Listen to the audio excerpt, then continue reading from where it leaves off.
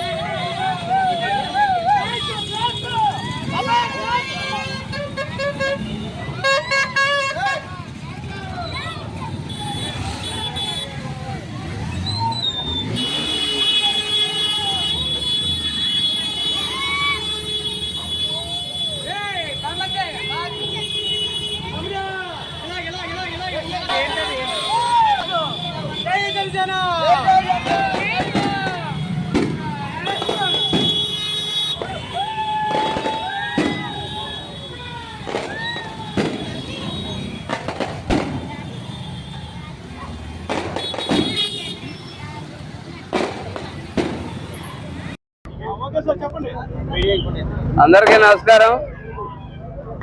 ఎన్నికలు దగ్గరికి అయ్యే కొద్దీ ఈవేళ కూటమి మీద ఉన్నటువంటి అభిమానం పెరుగుతూ వస్తూ ఉంది.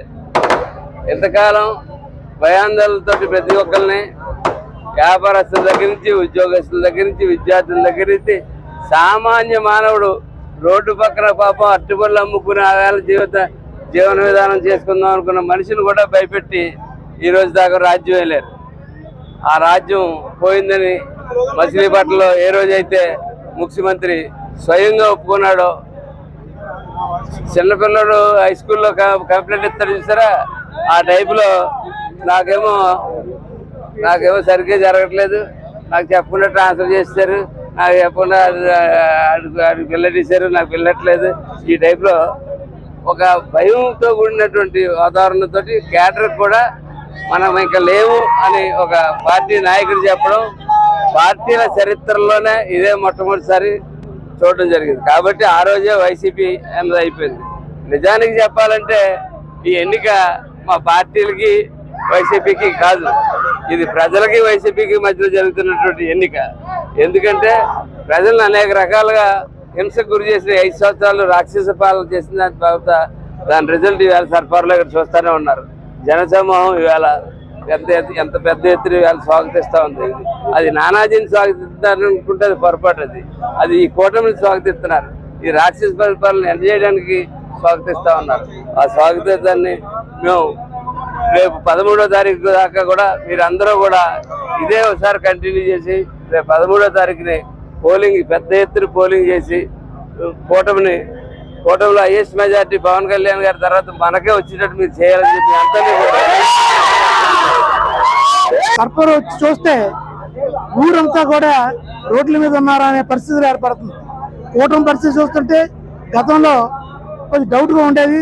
ఇవాళ పరిస్థితి చూస్తే కూటమికి రోజు రోజుకి బలం పెరిగిపోతుంది. ఇక అధికార పార్టీ వారికి డిపాజిట్ వస్తుందో రాదో కూడా చెప్పలేని పరిస్థితులు ఇవాళ ఏర్పడింది. దీన్ని పట్టుకుని చూసుకుని రేపు రాబోయే ఎలక్షన్ లో ఖచ్చితంగా కూటమి అభ్యర్థులందరూ కూడా పార్లమెంట్కి 25కి 25, అలాగే అసెంబ్లీకి 175కి 150 సీట్లతో విజయం సాధిస్తారని చెప్పి ఆశిస్తున్నాం.